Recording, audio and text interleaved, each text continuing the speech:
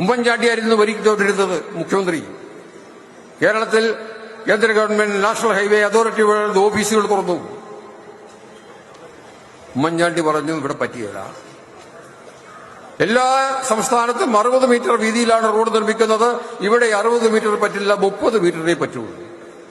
കേന്ദ്രം പറഞ്ഞു പറ്റില്ല, കുറയ്ക്കാം, 45 മീറ്റർ വരെയാകാം. ഉമ്മൻചാണ്ടി പറഞ്ഞു പറ്റില്ല. UDF പറഞ്ഞു പറ്റില്ല. ഇടതുപക്ഷ ജനാധിപത്യ മുന്നണി അധികാരത്തിൽ വന്നു.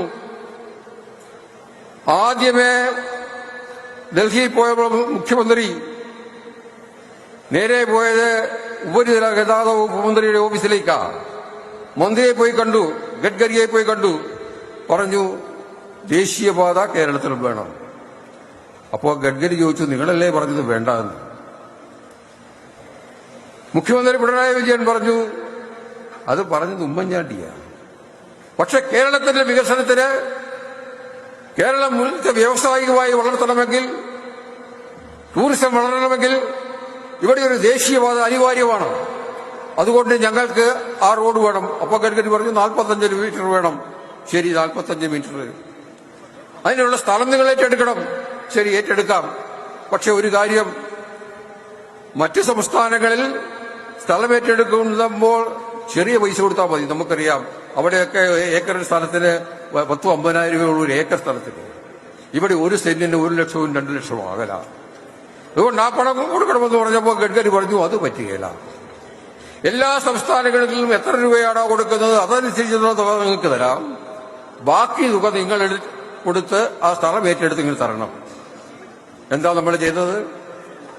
കിഫ്ബിയിൽ നിന്ന് 5,680 കോടി രൂപ കടമെടുത്ത് കേരളത്തിൽ അങ്ങോളം ഇങ്ങോളം ദേശീയപാത നിർമ്മിക്കുന്ന സ്ഥലം ഏറ്റെടുത്ത് കൊടുത്തു. പൊന്നും വിലയാ കൊടുത്തത്. നിങ്ങൾ ഓർമ്മിക്കുന്നുണ്ടാവും, തളിപ്പറമ്പിനടുത്തുള്ള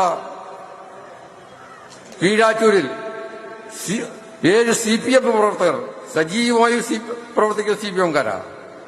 അവർ പറഞ്ഞു ഞങ്ങളുടെ വയലിലൂടെ ഇത് പോകുന്നത് ശരിയല്ല, വയലിലൂടെ പോകുന്നതുകൊണ്ട് പ്രകൃതി ദുരിതം ഉണ്ടാവും എന്നൊക്കെ പറഞ്ഞു. എന്താ പാർട്ടി സ്വീകരിച്ചത്? ഇടതുപക്ഷ മുന്നണി ഗവൺമെന്റ് സ്വീകരിച്ചത് എന്താ? ഈ രാജ്യത്തിന്റെ വികസനത്തിന് വേണ്ടി 6-7 പാർട്ടി പ്രവർത്തകർക്കുണ്ടാവുന്ന നഷ്ടം അതൊരു നഷ്ടമല്ല. അവരെ പറഞ്ഞ് മനസ്സിലാക്കി അവരെ ആ സമരത്തിൽ നിന്ന് പിൻവലിച്ചു. ആ സമരം നടത്തിയപ്പോൾ നിങ്ങൾ ഓർക്കുന്നുണ്ടാവും, ഈ VD സതീശനും രമേശ് ചെന്നിത്തലയും ഒക്കെ എവിടെ ചെന്നു?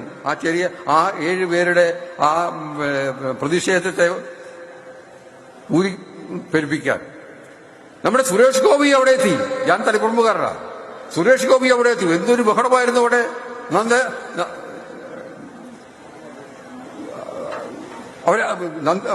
സുരേഷ് ഗോപി പറഞ്ഞത് ഞാൻ നേരെ ഡൽഹിയിലേക്ക് പോകുന്നു, ഈ ദേശീയപാതയുടെ ഈ അലൈൻമെന്റ് മാറ്റിയിട്ടേ ഞാൻ തിരിച്ചു വരുള്ളൂ എന്ന് പറഞ്ഞു. റോഡ് അതോറിറ്റി പറഞ്ഞു പറ്റില്ല, ഞങ്ങൾ വെച്ചിരിക്കുന്ന അതേ അലൈൻമെന്റിലൂടെ അല്ലാതെ റോഡ് നിർമ്മിക്കാൻ പറ്റില്ല. അവസാനം അവർ സംബന്ധിച്ച് P. ജയരാജൻ അടക്കമുള്ള ആളുകൾ അവരുടെ വീട്ടിൽ പോയി അവരെ പറഞ്ഞ് കാര്യങ്ങൾ മനസ്സിലാക്കി അവർ ആ സമരത്തിൽ നിന്ന് പിന്മാറി. ഇപ്പോൾ അവിടെ റോഡ് പണിതുകൊണ്ടിരിക്കുക. ഏതാണ്ട് 5,000 അത്രയും തുക ഒരു സംസ്ഥാനവും മുടക്കിയിട്ടില്ല. പിണറായി വിജയന്റെ നേതൃത്വത്തിലുള്ള ഇടതുപക്ഷ ഗവൺമെന്റ് ഈ രാജ്യത്തെ ഒരു നവകേരള സൃഷ്ടിക്ക് വേണ്ടിയുള്ള മുന്നോട്ട് പോകുമ്പോൾ ഏറ്റവും പ്രധാനമായ അടിസ്ഥാനപരമായി വേണ്ടത് റോഡുകളാണ്. ദേശീയപാത മാത്രമല്ല, നമുക്കറിയാം തീരദേശപാത 10,000 കോടി രൂപ കിഫ്ബിയിൽ നിന്ന് കടമെടുത്തുകൊണ്ടാണ് നിർമ്മിച്ചുകൊണ്ടിരിക്കുന്നത്. അതുപോലെ തന്നെ മലയോര ഹൈവേ 10,000 കോടി രൂപ ചെലവഴിച്ചുകൊണ്ടാണ് 1,265 കിലോമീറ്റർ നീളമുള്ള ദേശീയപാത നിർമ്മിച്ചുകൊണ്ടിരിക്കുന്നത്.